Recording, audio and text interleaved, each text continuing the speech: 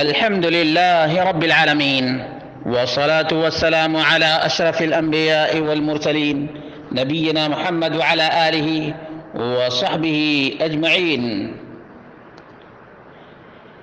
جاء الحق وزهق الباطل. برادران اسلام، علامہ ابن القیم رحمہ اللہ نے عظیم ترین حکایت نصارہ کے سلسلے میں ذکر کی ہے. یحکا ان جماعتا من النصارى تحدثوا بینہم. کہا جاتا ہے کہ چند کرسچن آپس میں گفتگو کرنے لگے. فقال قائل منہم، ان میں سے ایک نے کہا، ما اقل عقول المسلمین، مسلمان لوگ کتنے بے عقل ہیں.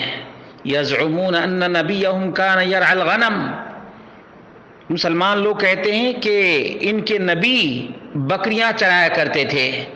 فکیف یصلح راعی الغنم للنبوہ، بکری چرواہا کہیں نبوت کے لائق ہو سکتا ہے؟ فقال له آخر من بینہم، تو کرسچن ہی میں سے ایک نے اس کا جواب دیا. فقال له آخر من بینہم اما ہم فواللہ اعقل منا، جہاں تک مسلمان کی بات ہے تو ہم سے بہت ہی زیادہ عقل مند ہیں. فإن اللہ بحکمتہ یسترعی النبی الحیوان البہیم، اللہ رب العالمین اپنی حکمت اور اپنی دانائی سے نبی کو جانور چرانے پر آمادہ کرتا ہے. فَإِذَا أَحْسَنَ رِعَایَتَهُ وَالْقِيَامَ عَلَيْهِ نَقَلَهُ مِنْهُ إِلَى رِعَایَةِ الْحَيْوَانِ النَّاطِقِ حِکْمَةٌ مِّنَ اللَّهِ وَتَدْرِیجًا لِعَبْدِهِ.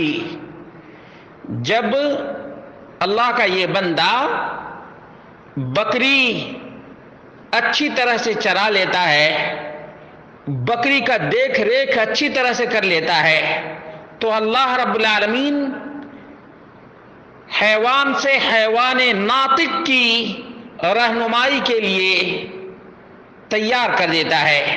یہ اللہ رب العالمین کی حکمت ہے اور بندے کے لیے مہلت ہے.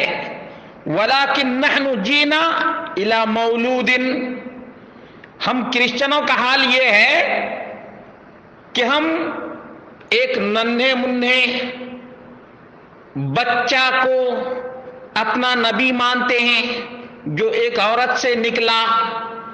یاکل ویشرب ویبول ویبکی، جو کھاتا ہے پیتا ہے، پیشاب کرتا ہے، روتا ہے، چیختا ہے، چلاتا ہے. فقلنا ھذا الہنا الذی خلق السماوات والارض، تو ایسے کھانے پینے والے اور ماں کے پیٹ سے پیدا ہونے والے کو ہم نے اپنا معبود بنا لیا اور کہا کہ یہی ہمارا معبود ہے جس نے آسمان اور زمین کو پیدا کیا ہے.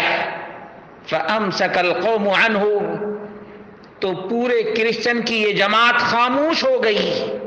مفتاح دار السعادہ، جلد نمبر 1 صفحہ نمبر 303.